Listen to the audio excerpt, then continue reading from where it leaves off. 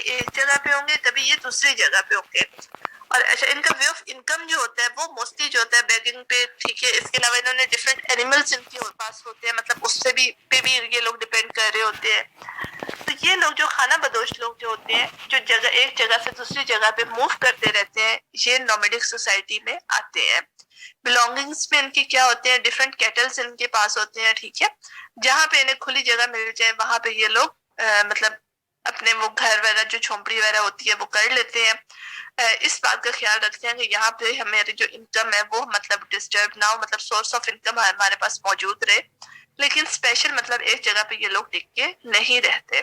जिस तरह मतलब अगर आप लोग सरगोदा से जो बच्चे बिलोंग करते हैं, आप लोगों को पता होगा, सरगोदा से अगर आप लोग बाहर निकलो तो जो गांव वाले इलाके हैं वहां पे बहुत से इस तरह के लोग रह रहे होते हैं, झोंपड़ियां वगैरह इन्होंने लगाई हुई होती है और वहां पे ये लोग रह रहे होते हैं। तो ये जो लोग होते हैं ये आपकी नोमैडिक सोसाइटी में आते हैं। क्लियर हुआ बच्चों, या अभी भी कोई प्रॉब्लम है? हो गया। यस हो गया।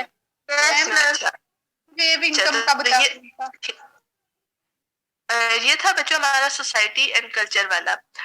अब उसके बाद करंट एंड कंटेम्प्रेरी इश्यूज वाला जो है टॉपिक वो मैंने डिटेल में आपके साथ शेयर कर दिया है। क्लास थोड़ी सी अटेंडेंस ज्यादा कर दे, मैंने ये अटेंडेंस डिपार्टमेंट में भेज दी है। बॉयज को मैसेज करें कि ज्वाइन करें आप लोग का अटेंडेंस। एक मिनट में ना बाहर निकलती हूँ, एक मिनट मेरा वेट करें। सही आवाज आ रही है।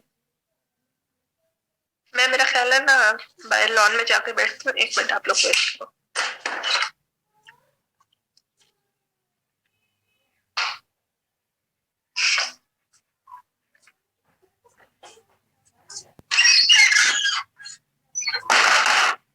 चले,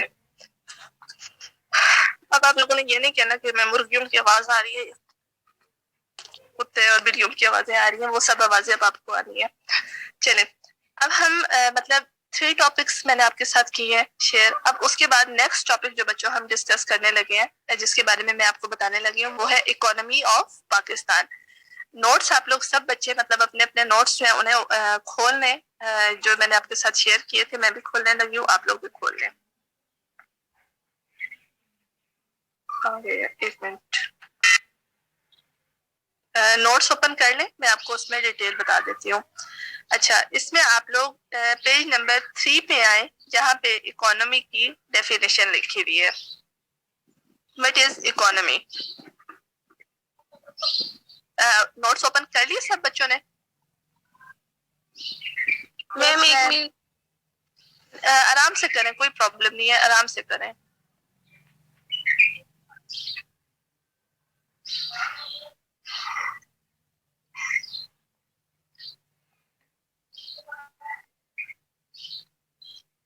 चले, फर्स्ट ऑफ ऑल तो आप लोगों का पेज नंबर मतलब ऊपर 2.2 लिखा हुआ है, ठीक है। और आपकी डेफिनेशन है व्हाट इज इकोनॉमी। सबसे पहले आप लोगों ने इकोनॉमी की डेफिनेशन को करना है। अब बच्चों इकोनॉमी की डेफिनेशन क्या है? बेसिकली बच्चों economy is a complex structure of interdependent producers and consumers. मतलब ये एक ऐसा रिलेशनशिप है जो कि प्रोड्यूसर्स और कंज्यूमर्स के दरमियान होता है। मतलब प्रोड्यूसर्स वो लोग होते हैं बच्चों जो मतलब किसी चीज को प्रोड्यूस कर रहे होते हैं और फिर उसे आगे सेल कर रहे होते हैं। कंज्यूमर्स वो लोग होते हैं जो मतलब उसे बाय करते हैं, उसे परचेज करते हैं और फिर उसके बाद उसे यूज करते हैं। मतलब आप मतलब आप लोग देखो कि इन दोनों का जो रोल है, I mean producers and consumers, तो इन दोनों का रोल जो है वो एक दूसरे के लिए बेनिफिशियल रोल है। मतलब ये दोनों एक दूसरे को फायदा पहुंचा रहे होते हैं, इन दोनों को एक दूसरे से फायदा पहुंच रहा होता है।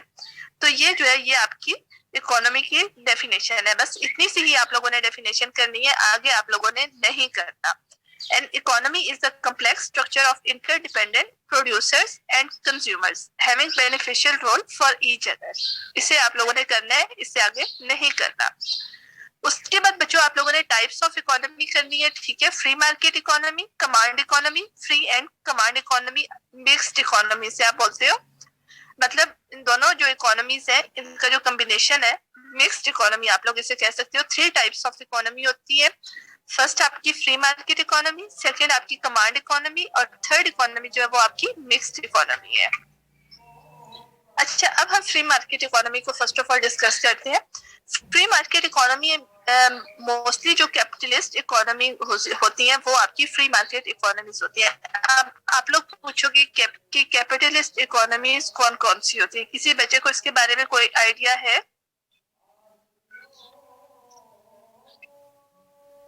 क्लास, किसी बच्चे को कोई आइडिया? बॉयज, कैपिटलिस्ट इकोनॉमीज कौन सी होती है, कुछ आइडिया? चलिए मैं बता देती हूँ।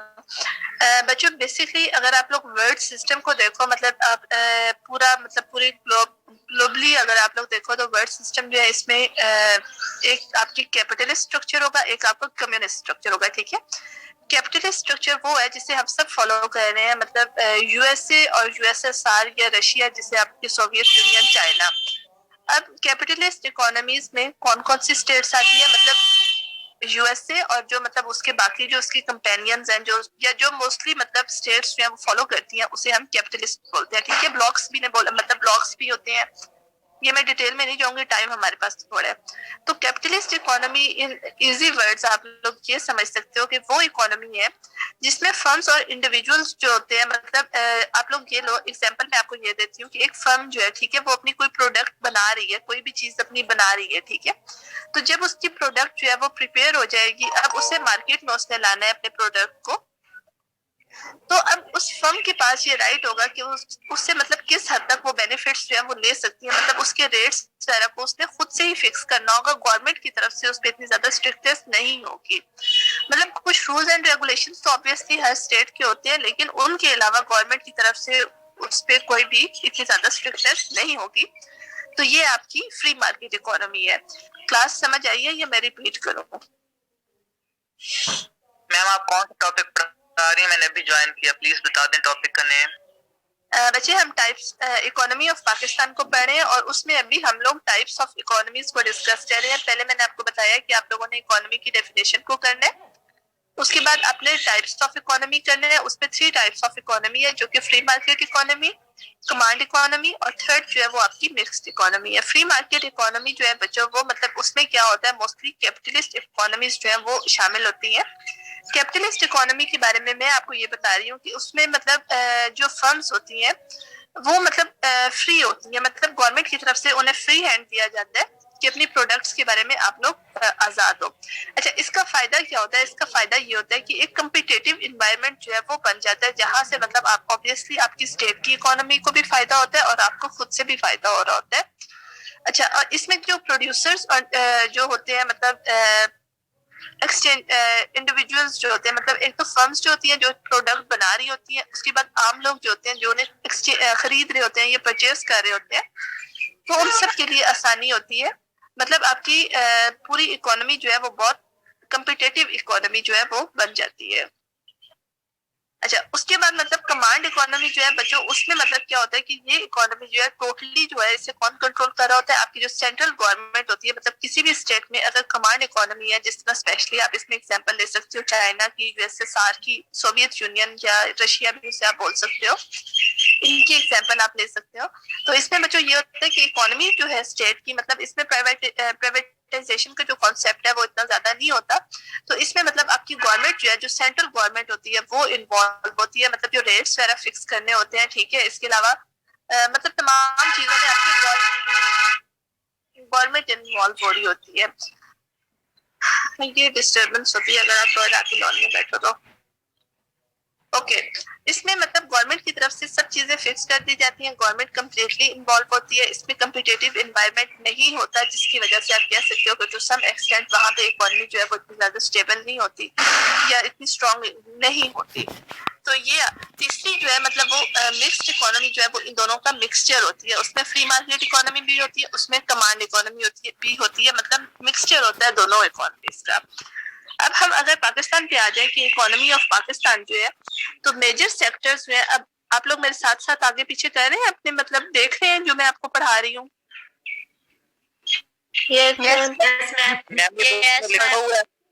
यस मैम, बच्चे मैंने नोट्स शेयर किए हुए हैं। जी मैम वो देख रहे हैं हम लोग साथ। अच्छा, जवेरिया का नहीं शेयर हो रहा, तो जवेरिया अब तो मैं इसे खत्म करने लगी हूँ, नेक्स्ट टॉपिक में मैं शेयर कर दूंगी। अच्छा, major sectors of Pakistan economy, इससे फिर आपने करना है, ठीक है।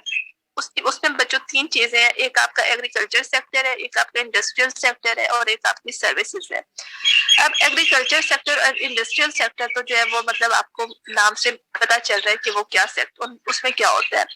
अब एग्रीकल्चर सेक्टर में आप लोग देखोगे तो ज्यादा मतलब डिटेल्स में दिया हुआ है।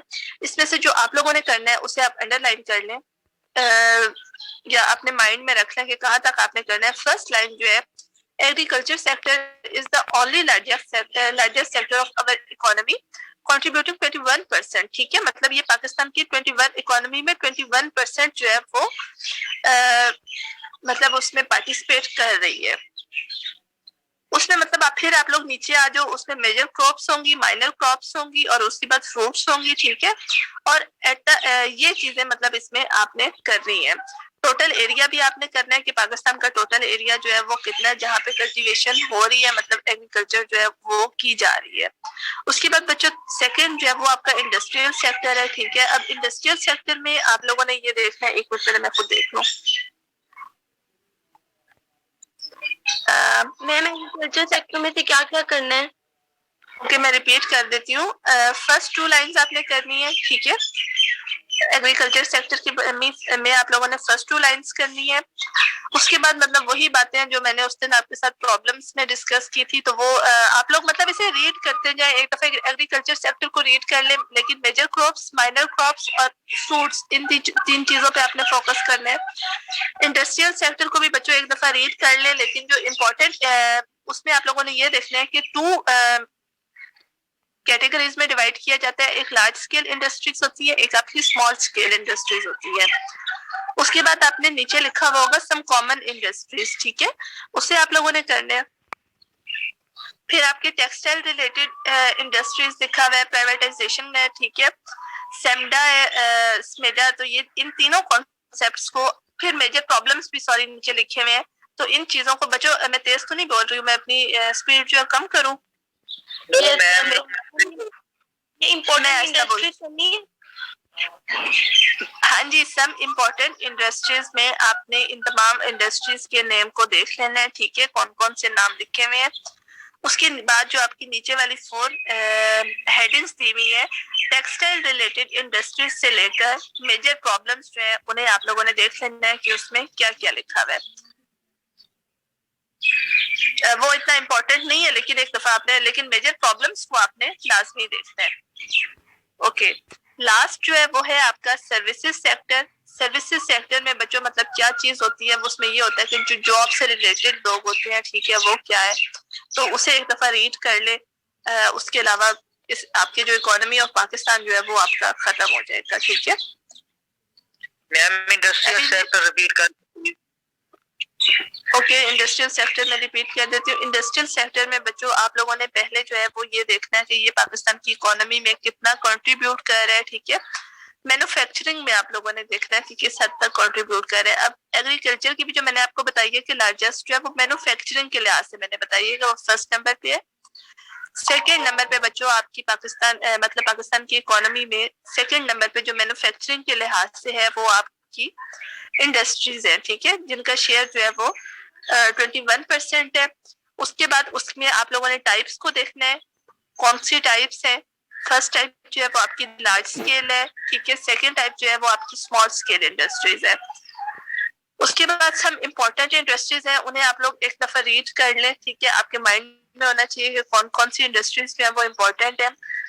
उसके बाद बच्चों मेजर प्रॉब्लम्स को देख लें कि इंडस्ट्रियल सेक्टर की मेजर प्रॉब्लम्स जो है वो कौन कौन सी हैं। मतलब उन प्रॉब्लम्स के नेम्स लिखे हुए हैं, ज्यादा डिटेल नहीं लिखी हुई, सिर्फ नेम लिखे हुए हैं, उन्हें आपने रीड करना है। उसके बाद बच्चों जो थर्ड है वो है सर्विसेज सेक्टर, ठीक है। सर्विसेज सेक्टर में मतलब उस सारे को आप लोग रीड करोगे, उसमें क्या है कि सर्विसेज सेक्टर जो है वो पाकिस्तान की इकोनॉमी में किस हद तक कंट्रीब्यूट कर रहा है, तो बच्चों वो 58% जो है वो कंट्रीब्यूट कर रहा है। उसमें सब सेक्टर्स जो है मतलब कौन कौन सी चीजें शामिल हो जाती हैं, वो आपकी ट्रांसपोर्टेशन है, कम्युनिकेशन है, ठीक है। मतलब डिफरेंट सेक्टर्स जो है, गवर्नमेंट की जो जॉब्स होती हैं, ठीक है, प्राइवेट जॉब्स जो होती हैं, तो ये तमाम चीजें जो है ये आपकी सर्विसेज सेक्टर में आ जाती हैं। तो ये है आपका इकोनॉमी ऑफ पाकिस्तान वाला टॉपिक, जो मतलब मुझे था कि एक दफा मैं आपके साथ क्लियर कर लूं। आगे जो है वो आप लोगों ने नहीं करना, वो ज्यादा डिटेल में लिखा हुआ है, बस यहाँ तक ही आप लोगों ने करना है। कंक्लूजन भी इसका नहीं है। तो समझ आ रहा है या नहीं आ रहा? हाँ जी मुनीबा बोले। समझ आ रहा है। यस मैम आ रहा है समझ। यस मैम समझ। Yes ma'am. मुनीबा बोले आपने कोई क्वेश्चन पूछना है बच्चे? यस मैम आपने ये जब सारा हमें यहाँ से नोट से करवाया है, तो हमने अब ये जब आप वाइवा लेंगी तो हमने ऐसे आपको ये डेफिनेशन सारी हमें कॉन्सेप्ट हमारे बस क्लियर होने चाहिए। नहीं वाइवा में ना, अब जिस तरह मतलब मैं आपको बता रही हूँ, मैंने आपको इकोनॉमी की डेफिनेशन बताई है कि आपने ये करनी है, ठीक है? तो उसे आपने, मैंने फिर बार बार मैं रिपीट कर रही हूँ, डेफिनेशंस को फिंगर टिप्स पे याद कर लें प्लीज। 3-4 डेफिनेशंस हैं, ज्यादा नहीं है। इसके अलावा जो बाकी है तो वो छोटे छोटे क्वेश्चंस होंगे। वो यही होगा कि पाकिस्तान का एग्रीकल्चर सेक्टर जो है वो कितना, मतलब पाकिस्तान की इकोनॉमी में उसका कितनी कंट्रीब्यूशन है। मतलब मैं आपको क्वेश्चंस की टाइप्स बता रही हूँ, ठीक है? फिर इसमें एग्रीकल्चर सेक्टर को कौन कौन से प्रॉब्लम्स फेस करनी पड़ी हैं, तो इसके अलावा सर्विसेज सेक्टर में कौन कौन से सब सेक्टर्स हैं। तो इस तरह के आपके छोटे छोटे क्वेश्चंस होंगे, ज्यादा मुश्किल क्वेश्चंस आपके नहीं होंगे, बहुत आसान होंगे। बहुत आसान टॉपिक भी है, मुश्किल बिल्कुल भी नहीं है। मुझे आपने बताया था कि कॉजेज ऑफ फेलियर हमने करने हैं, वो कौन से कॉन्स्टिट्यूशन करने थे 1956 और 62 के?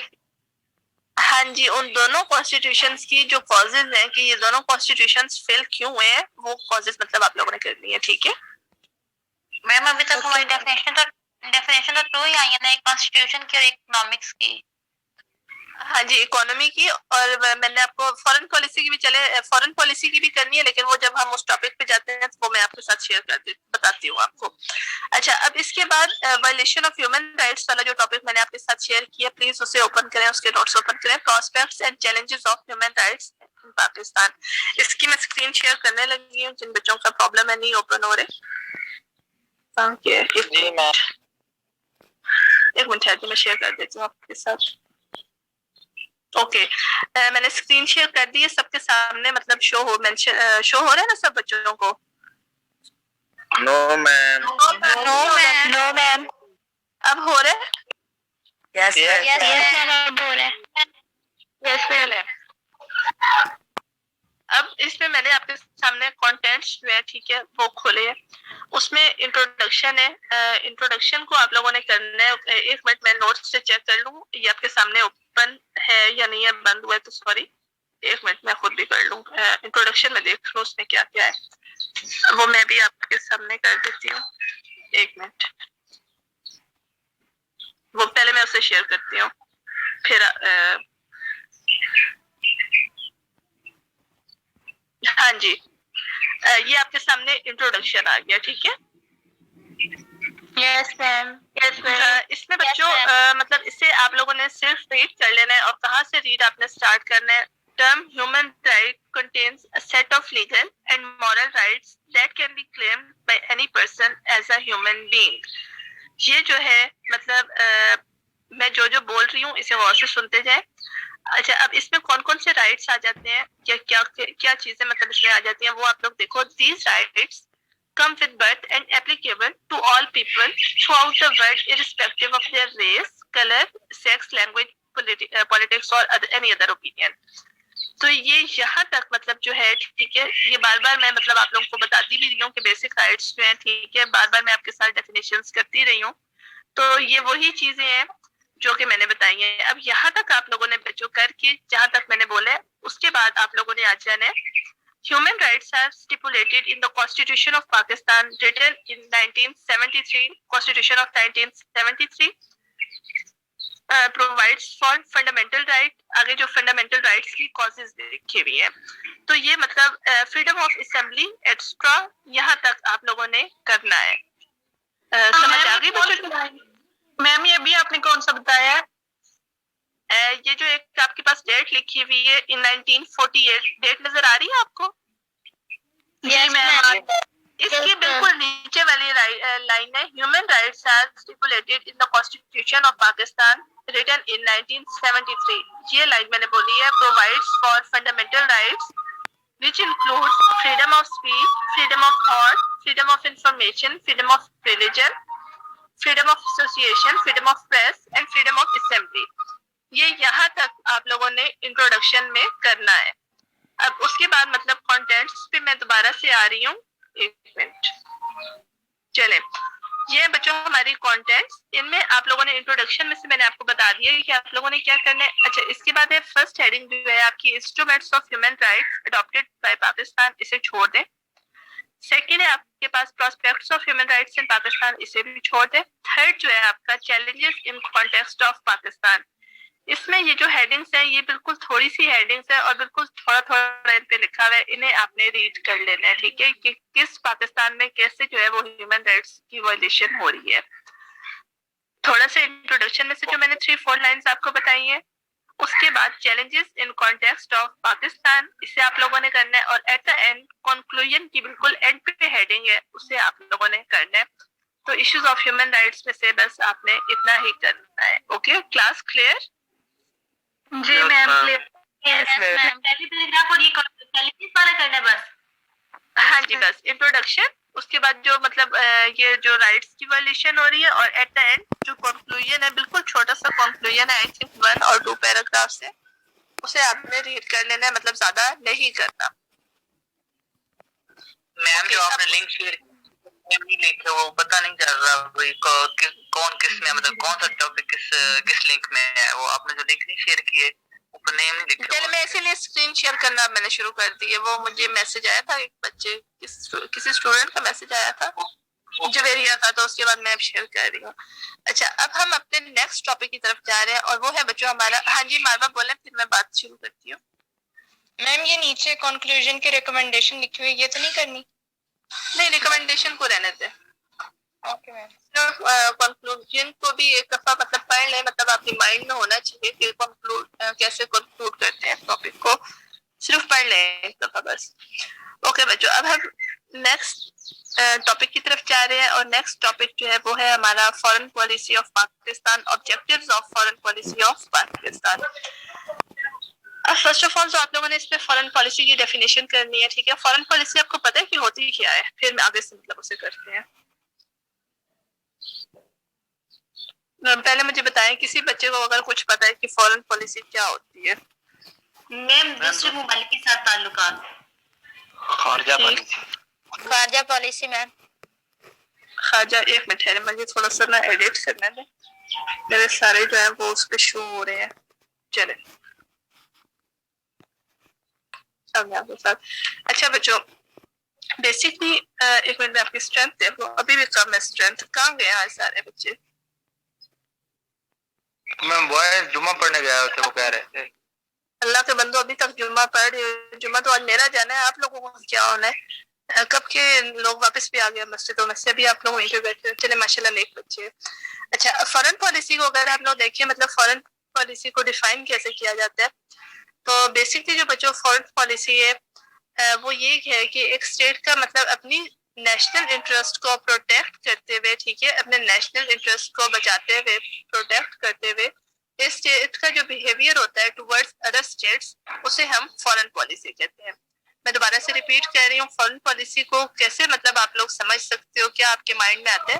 तो एक स्टेट की जो फॉरेन पॉलिसी है वो मतलब एक स्टेट जब अपनी फॉरेन पॉलिसी को फॉर्मुलेट कर रही होती है, बना रही होती है, तो उस टाइम पे सबसे पहले जो चीज रखी जाती है सामने, वो ये होता है कि आपने अपने नेशनल इंटरेस्ट को प्रोटेक्ट करना है, ठीक है।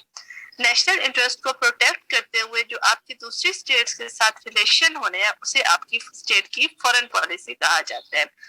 अब दूसरी स्टेट्स के साथ आपके जो रिलेशंस हैं वो फ्रेंडली रिलेशंस भी हो सकते हैं, इसके अलावा आपका हार्श बिहेवियर भी हो सकता है। मतलब ये आपके हालात पे डिपेंड कर रहा है, आपकी सिचुएशन पे, आपकी स्टेट की सिचुएशन पे डिपेंड कर रहा है कि आपकी स्टेट की नेशनल इंटरेस्ट कहाँ तक आप लोग प्रोटेक्ट कर रहे हो। उसके बाद जो है वो आपकी फॉरेन पॉलिसी जो है वो फॉर्मुलेट की जाती है।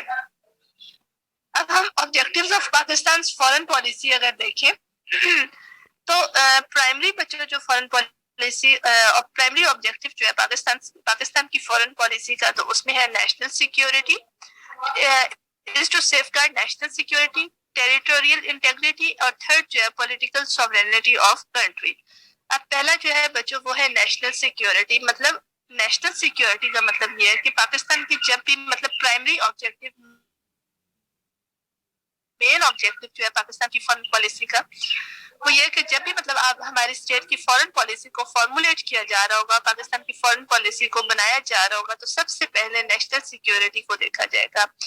नेशनल सिक्योरिटी पर जो ये होती है कि आपने अपनी स्टेट को प्रोटेक्ट कैसे करना है। टेरिटोरियल इंटीग्रिटी भी यही होती है कि आपने अपना इलाका होता है, ठीक है, कि आपने अपने टेरिटरी को प्रोटेक्ट कैसे करना है। पॉलिटिकल सॉवरेनिटी मतलब जो आपके पॉलिटिकल डिसीजंस होंगे, जो आपके पॉलिटिकल मैटर्स होते हैं, उसमें कोई भी दूसरी स्टेट जो है वो इंटरफेयर ना करे।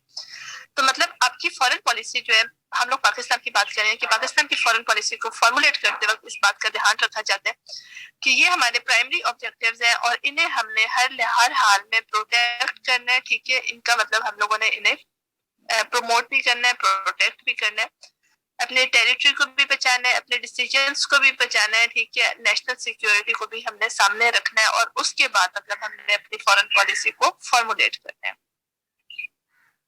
अच्छा, उसके बाद जो इम्पोर्टेंट है, मोस्ट इम्पोर्टेंट जो है, ठीक है, to find the resolution of all disputes with India including the issues of Kashmir, raise Kashmir issue on international forums.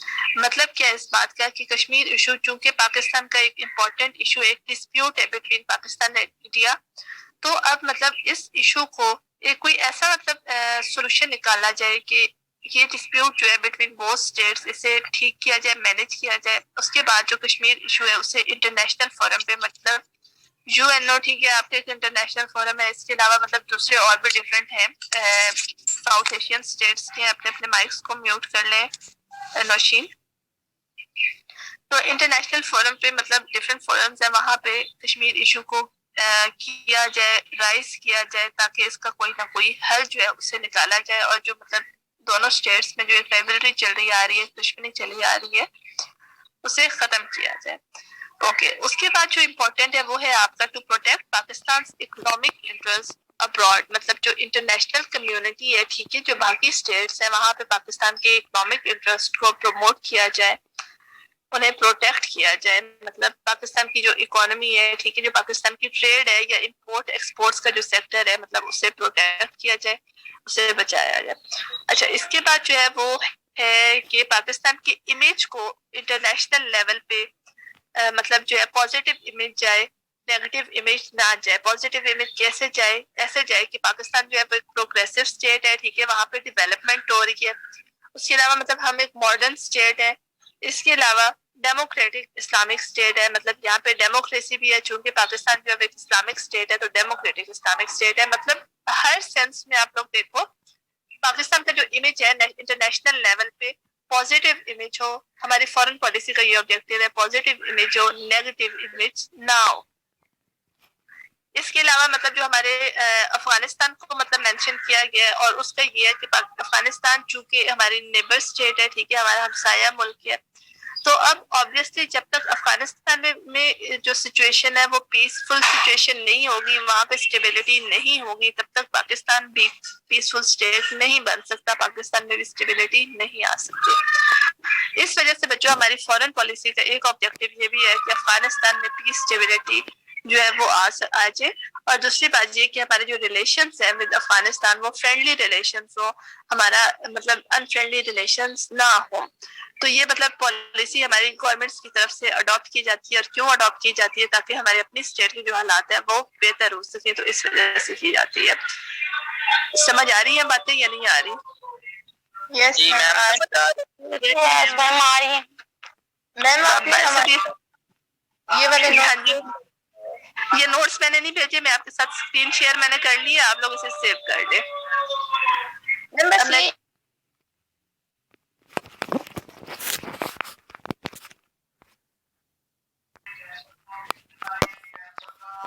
नहीं मैम, आप शेयर कर दीजिएगा, देख लेंगे मैम, आप शेयर कर दीजिएगा। ओके ओके, मैं शेयर ये मतलब यही पेज में आपके साथ शेयर कर देती हूँ। हाँ जी, बख्तावर बोले। मैम मैंने पूछना था कि अगर जैसे आपको एक वाइवा में क्वेश्चन पूछ रही है तो उसका उर्दू में भी आंसर दे सकते हैं अगर वो पता है तो? हाँ जी, आपने आंसर हर हाल में करना है, ठीक है। मतलब अगर आपको थोड़ी सी मुश्किल हो रही है, आप इंग्लिश में नहीं आपके माइंड में आ रहा, आंसर आपने हर हाल में करना है। Okay ma'am, thanks. हाँ जी। ये नहीं करना कि अब हमें नहीं समझ आ रही कि हम इसे इंग्लिश में कैसे बोलें, तो छोड़ना नहीं है, बोलना जरूर है। Okay ma'am. ओके।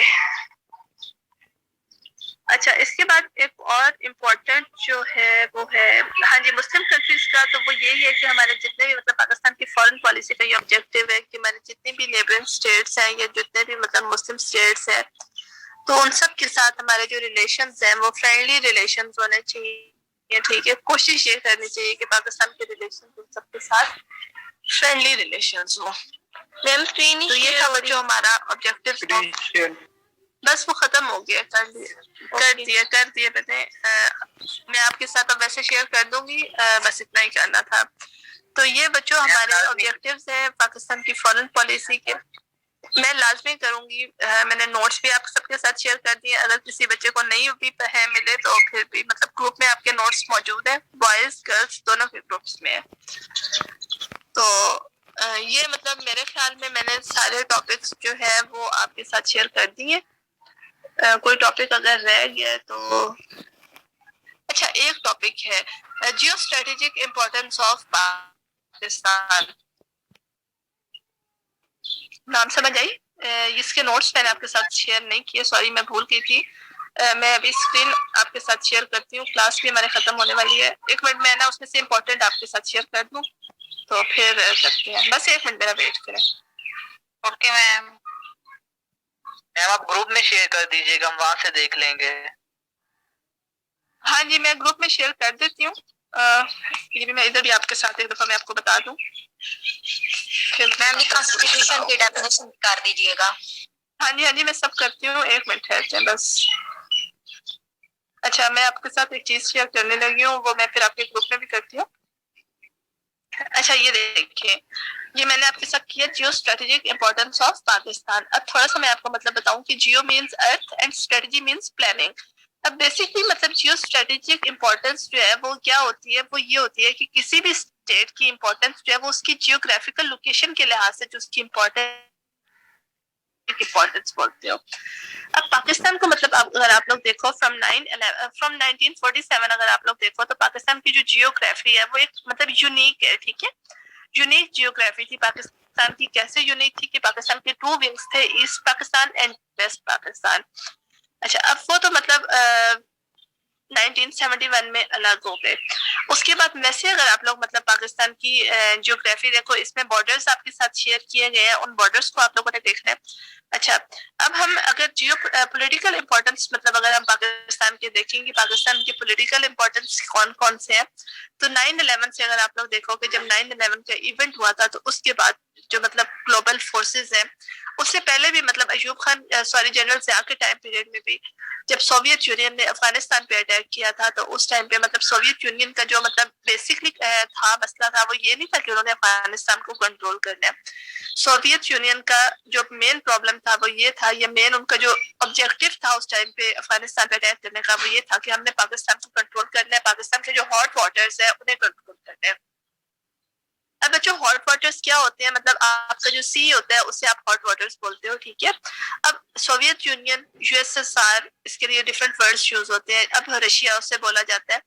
तो वहां पे मतलब डिफरेंट स्टेट्स थी और वो तमाम स्टेट्स जो थी वो लैंड लॉक स्टेट्स थी, मतलब उनके पास से हॉट वाटर्स नहीं थे, उनके पास समंदर नहीं था। अब अफगानिस्तान को भी आप लोग देखो तो अफगानिस्तान भी जो है वो लैंड लॉक स्टेट है, मतलब वहां पे भी समंदर जो है वो नहीं है, हॉट वाटर्स नहीं है। लेकिन अफगानिस्तान के बॉर्डर्स चूंकि पाकिस्तान के साथ मैच कर रहे हैं, पाकिस्तान के पास हॉट वाटर्स है। तो अब सोवियत यूनियन का बेसिकली जो पर्पस था वो ये था कि पाकिस्तान के हॉट वाटर्स को कैप्चर करना। अब ऑब्वियसली पाकिस्तान ने अपने टेरिटरी को प्रोटेक्ट करना था, अपने इलाके को प्रोटेक्ट करना था। दूसरी बात यह है कि उस वक्त जो वर्ल्ड सिस्टम था बच्चों, वो वर्ल्ड सिस्टम जो था वो बाइपोलर सिस्टम था। बाइपोलर सिस्टम क्या होता है? बाइपोलर सिस्टम जो है बच्चों उसमें ये होता है कि आपकी 2 सुपर पावर्स होती है। आपकी ग्लोबल सिस्टम पे 2 सुपर पावर्स होती हैं, तो उस टाइम पे 2 सुपर पावर्स थी, एक यूएसए, दूसरा यूएसएसआर मतलब सोवियत यूनियन। तो इन दोनों का आपस में कंपटीशन था। अब सोवियत यूनियन ने अफगानिस्तान पे अटैक किया, मेन पर्पस ये था कि पाकिस्तान के हॉट वाटर्स को कैप्चर किया जाए।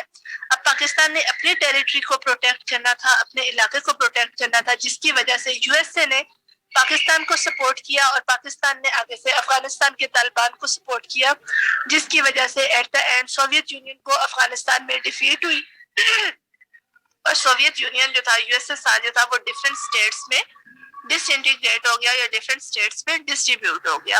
वो डिफरेंट स्टेट्स में जो कौन कौन सी हैं, ताजिकिस्तान, किर्गिस्तान, तुर्कमेनिस्तान, तो ये जो डिफरेंट स्टेट्स हैं ये मतलब किसी टाइम पे सोवियत यूनियन का हिस्सा थी।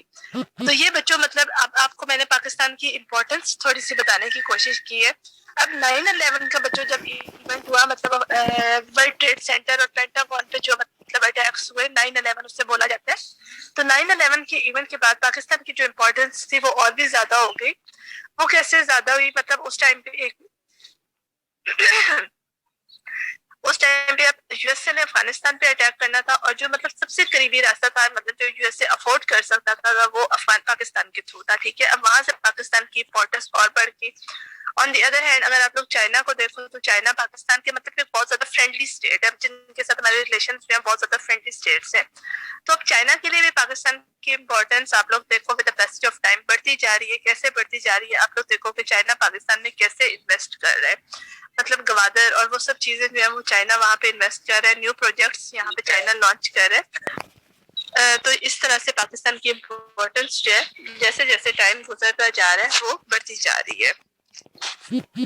अब दूसरा मैं आपके साथ शेयर करने लगी हूँ। एक तो ये बात मैंने आपको बताई है, ठीक है, अगर आपको समझ आई या मतलब नहीं समझ आई। मैम कुछ समझ आया। मैम कुछ आइए। मैम शुरू वाला नहीं समझ आया। मैम असल में ना हमारे पास टाइम बहुत कम है, चीजें हमारी मैम सब ज्यादा कुछ चले। मैं मिक्स हो दोबारा रहा है। मैम ये टॉपिक रहने दे अच्छा। ना। मैम ये टॉपिक मिक्स हो रहा है। ओके इस टाइप टॉपिक को रहने दे, इस टॉपिक को छोड़ दे। Okay ma'am, ma'am thanks ma'am, जज़ाकल्लाह मैम। तो जो ये हमारे वाइवा के टॉपिक्स हैं जो मैंने आपके साथ शेयर किए हैं, कोई प्रॉब्लम, कोई क्वेश्चन जो आप लोगों ने पूछना तो आप लोग पूछ लें। जीआर सीआर आप दोनों में से जो भी प्रेजेंट है प्लीज अटेंडेंस मार्क कर दें। जियोग्राफिकल वाला नहीं होगा मैम, ये आप ना सेंड कीजिएगा। मैं नहीं सेंड करूंगी और आपका इंक्लूड भी नहीं होगा, छोड़ दे इसे। मैम इकोनॉमिक वाला रिपीट कर दें। कौन सा रिपीट करूं? Mix economic. मिक्स्ड इकोनॉमी जो है बच्चों वो आपका कॉम्बिनेशन है, ठीक है, मिक्सचर है आपकी फ्री इकोनॉमी का, आपकी कमांड इकोनॉमी का। फ्री इकोनॉमी में मैंने आपको ये बताने की कोशिश की है कि आपकी फ्री इकोनॉमी जो है उसमें आपकी मतलब सेंट्रल गवर्नमेंट की इन्वॉल्वमेंट जो है वो बहुत कम होती है। मतलब जो आपकी प्राइवेट फर्म्स होती है, ठीक है, जो मतलब आपकी इंडस्ट्रीज होती है, उन्हें बहुत ज्यादा फ्री हैंड दिया जाता है कि आप अपने डिसीजंस में आजाद हो। कमांड इकोनॉमी में बच्चों ये होता है कि वहां पे आपकी सेंट्रल गवर्नमेंट की इंटरफेरेंस जो है वो बहुत ज्यादा होती है। मतलब आपकी हर चीज को कंट्रोल जो है वो आपकी सेंट्रल गवर्नमेंट कर रही होती है। अब फ्री इकोनॉमी जो है वो कौन सी स्टेट्स में होती है? वो जो कैपिटलिस्ट स्टेट्स हैं वहां पे फ्री इकोनॉमी होती है। जो आपकी कैपिटलिस्ट स्टेट्स नहीं है, कम्युनिस्ट स्टेट्स हैं, वहां पे आपकी कमांड इकोनॉमी होगी। अब आप लोग मुझे खुद मुश्किल बातें बोलने पे मजबूर कर रहे हैं तो मैं बोल रही हूँ। अच्छा, अब जो मिक्स्ड इकोनॉमी जो है वो मिक्सचर है इन दोनों इकोनॉमीज का। मतलब उसमें दोनों टाइप्स ऑफ इकोनॉमीज को फॉलो किया जाता है। उसमें फ्री मार्केट इकोनॉमी भी होगी, उसमें कमांड इकोनॉमी भी होगी। मतलब सिचुएशन पे डिपेंड कर रहा होता है कि किस टाइप की सिचुएशन है और उसके बाद मतलब वो लोग अपनी इकोनॉमी की पॉलिसीज जो है उन्हें फॉर्मुलेट करते हैं। मतलब दोनों टाइप की इकोनॉमीज को फॉलो किया जाता है, ठीक है। इसमें मतलब आप लोगों ने ये करना है। उसके बाद जो पाकिस्तान के बारे में मैंने थोड़ा सा आपको बताया किस तरह से आपने इस टॉपिक को कवर करना है, तो आप लोग आई थिंक मतलब मुझे उम्मीद है इंशाल्लाह ताला आपको प्रॉब्लम नहीं होगा, आप लोग इजीली कर लोगे। जी मैम। पाकिस्तान में कौन सी इकोनॉमी है, फ्री या कमांड? पाकिस्तान में आप कह सकते हो फ्री इकोनॉमी, मैम मिक्स भी कह सकते हैं क्योंकि पाकिस्तान में मिक्स भी कह सकते हो क्योंकि पॉलिसीज जो है वो चेंज होती रहती हैं। अब जिससे मतलब अगर आप लोग देखो कि जुल्फ़िकार भुट्टो का जब टाइम पीरियड था तो उस टाइम पे जो पाकिस्तान की इंडस्ट्रियल सेक्टर था तो उससे मतलब गवर्नमेंट में कर लिया गया था। मतलब गवर्नमेंट ने लैंड्स रिफॉर्म्स भी डिफरेंट इंट्रोड्यूस करवा दी गई थी। इसके अलावा जो मतलब पाकिस्तान की इंडस्ट्रीज थी वो भी गवर्नमेंट के हवाले कर दी गई थी। मतलब प्राइवेटाइजेशन का जो कॉन्सेप्ट था उसे खत्म करने की कोशिश की गई थी। तो वैसे अगर अब रिसेंटली अगर हम लोग देखें तो पाकिस्तान की जो इकोनॉमी है फ्री इकोनॉमी है। मतलब प्राइवेटाइजेशन का जो कॉन्सेप्ट है उससे बढ़ाया जा रहा है, उससे मतलब फैलाया जा रहा है। ठीक है, जो मतलब नेशनलाइजेशन का जो कॉन्सेप्ट है उसे खत्म या कम किया जा रहा है। जीआरसीआर आपने अटेंडेंस मार्क कर ली है? जी मैम। ओके, मुझे अभी मैसेज करने, व्हाट्सएप करने, मैंने सर को मैसेज करनी है। मैम मैंने जी कर नुमान दिया। बोले। ओके, थैंक यू बच्चे। नुमान बोले। मैम हमारा सेकंड सेमेस्टर ऑनलाइन नहीं होगा, मतलब ऑनलाइन होगा, फिजिकली नहीं होगा। पता नहीं बच्चे, मुझे कोई आइडिया नहीं है इस बारे में। नोटिफिकेशन आया है। अच्छा, आ गया नोटिफिकेशन? सॉरी, मैं ना मतलब परसों से कोई कांटेक्ट नहीं है डिपार्टमेंट से। आज भी मैं खुद गई हूँ तो फिर मुझे हालात पता चले कि मेरा जो है वाइवा को जुम्मे को होना है, मुझे नहीं पता कुछ भी। हाँ जी मारवा बोले। मैम हमारे जो एमसीक्यूज होने हैं उनमें भी ये जियोग्राफिक वाला टॉपिक नहीं होगा ना? नहीं, उसमें भी नहीं होगा। अगर होगा तो बहुत आसान होंगे, मतलब आप इजीली कर लोगे, जनरल नॉलेज के होंगे, ज्यादा मुश्किल बने नहीं होंगे। अगर कोई हुआ भी तो मुश्किल नहीं होगा। मैम आप नोट सेंड कर दीजिएगा। चले, मैं कोशिश करूंगी, नहीं होगा, छोड़े। मुनीबा बोले। मैम ये जो टॉपिक्स अभी आपने करवाए हैं बस ये वाइवा के लिए भी यही होंगे और एमसीक्यू पेपर के लिए भी यही इंक्लूड होंगे? हाँ जी, जो टॉपिक्स मैंने बताए हैं आज आपको, आपके वाइवा में भी यही होंगे और आपके पेपर के लिए भी यही होंगे। Okay ma'am. हाँ जी रजिया, आप बोले बच्चे। मैम मेरा लेट ज्वाइन हुआ था, प्लीज बता दें जो आपने वाइवा के बारे में कुछ बताया। वाइवा के बारे में मैंने आपको ये बताया है कि वाइवा आपका जूम पे होगा। ठीक है, और मतलब जिस दिन आप सब पार्टिसिपेट करते हो तो इस तरह नहीं होगा, वेटिंग लिस्ट पे आप लोग होगे। और हाँ जी बच्चों, अटेंडेंस हो गई है।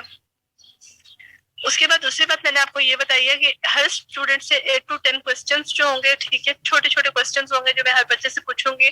और मैंने टॉपिक्स के नेम बताए हैं आपको, constitution of Pakistan, constitutional history of Pakistan, sorry, culture and society of Pakistan, और current and contemporary issues of Pakistan, violation of human rights in Pakistan, और इसके अलावा इकोनॉमी ऑफ पाकिस्तान, तो foreign objectives of foreign policy of Pakistan. ये आपके टॉपिक्स हैं जो आपकी वाइवा में और आपके पेपर में इंक्लूड होंगे। और इसके अलावा और मैंने कुछ नहीं बताया। मैम रोल नंबर वाइज होगा? हाँ जी बच्चों, आपका रोल नंबर वाइज होगा, तो इस वजह से थोड़ा सा ना आपको ख्याल रखना पड़ेगा। चले ठीक है अली, मैं आपकी अटेंडेंस कर लूंगी, चेक कर लूंगी आपकी। मैम मॉर्निंग में आप वाइवा लेंगी कि इवनिंग में? बच्चों मसला ये हुआ है कि पिछले सेमेस्टर में तो हमें क्लास वाइज मतलब डेट दी गई थी।